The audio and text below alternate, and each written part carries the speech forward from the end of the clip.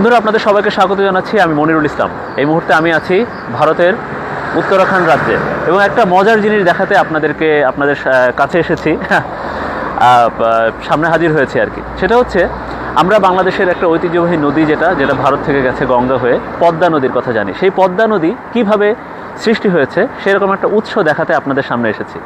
দেখুন, মজার একটা জায়গা।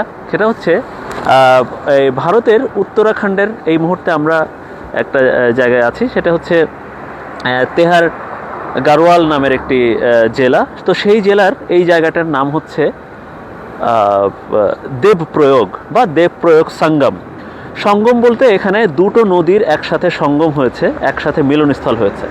একটা হচ্ছে অলকানন্দ নদী, যেটা ভারতের সন্তপথ নামে বিশাল এক পাহাড়ি অঞ্চল বা পাহাড়ের মধ্যে থেকে যে নদীটার উৎপত্তি, এবং এই অলকানন্দ নদীর সাথে আরও এরকম 3 থেকে 4টা নদী বা আরও বেশ কয়েকটি খালেরও সংযোগ ঘটেছে। অলকানন্দ নদী থেকে পানিটা একটু কম আসে, যে কারণে আপনারা দেখছেন ঢেউটা কম। তবে এই পদ্মা নদীর সৃষ্টি হয়েছে মূলত ভাগীরথী নদী থেকে। অলকানন্দ নদী আর এই ভাগীরথী নদীর মিলনস্থল একসাথে হয়ে এইটা হচ্ছে এই যে গঙ্গা নদী বা পদ্মা নদী হয়ে আসলো।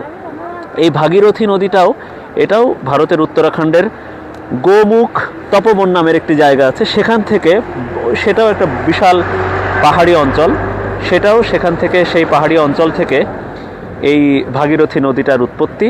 এবং সেই নদীটার উৎপত্তি হয়ে সেই নদীটা আসলে এই ভাগীরথী এবং অলকানন্দ নদী একসাথে হয়েছে আসলে গঙ্গা নদী, এবং এই গঙ্গা নদীটা পরবর্তীতে বাংলাদেশে গিয়ে হয়েছে পদ্মা নদী। তো এই গঙ্গা বা ভাগীরথী, এই অলকানন্দ নদী ঘিরে হিন্দু ধর্মে বা ভারতীয়দের বিশাল একটা পূজা অর্চনা হয়।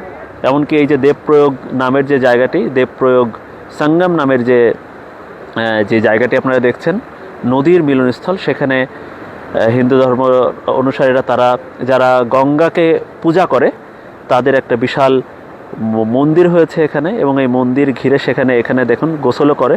হিন্দু ধর্মের অনুসারীরা পালন করে যে এই গঙ্গায় গোসল করলেও তাদের পাপ মোচন হয়।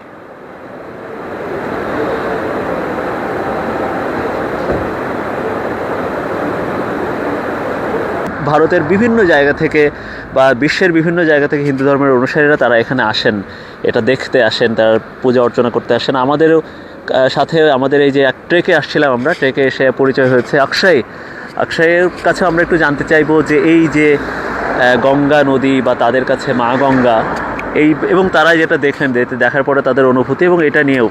Ganga has a very significant place in Hinduism. So it's a very surreal experience just to be here, just to look at these two rivers combining into Ganga.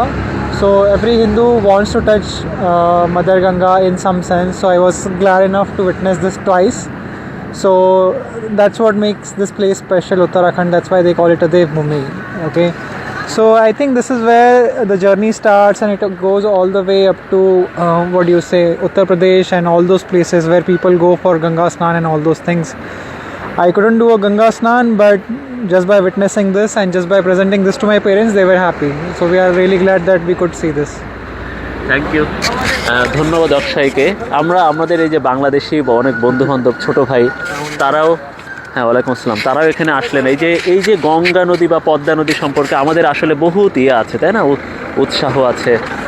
তো আপনারাও এটা দেখে আপনাদের আসলে কেমন লাগছে একটু বলেন।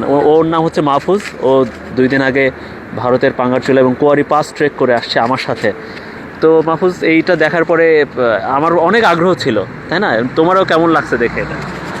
অ্যাকচুয়ালি আমারও অনেক আগ্রহ ছিল এটা। আমি যখন উত্তরাখণ্ডের প্ল্যান করি, তখন আমি বারবার ইউটিউবে আর আদার্স অনেক কন্টেন্টে আমি এটা দেখছি যে এই বাংলাদেশে যে পদ্মা নদী, এটা যে উৎপত্তি স্থল আর কি, এই যে এখান থেকে শুরু, মানে এটা দেখার জন্য আমি মোর দ্যান 6 মান্থ এক্সাইটেড ছিলাম।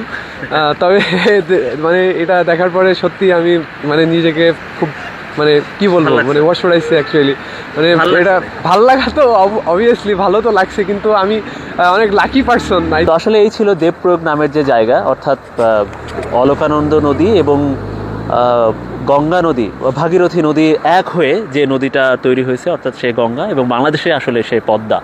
তো এই হচ্ছে আসলে নদীটার ইয়স্থল। আমরা এখানে আসার পথে এই অলকানন্দা নদী বা হচ্ছে ভাগীরথী নদীর উপরেও বেশ কয়েকটা ড্যাম দেখছি, বাঁধ দেখছি, যে কারণে আসলে পদ্মায় যাওয়ার পরে এই পানির ফ্লোটা যেখানে যেটা দেখা যায়, বাংলাদেশে যাওয়ার পরে সে ফ্লোটা আসলে সেরকম থাকে না। তো এতক্ষণ সবাই এই ভিডিওটা দেখার জন্য অনেক ধন্যবাদ সবাইকে, ভালো থাকবেন।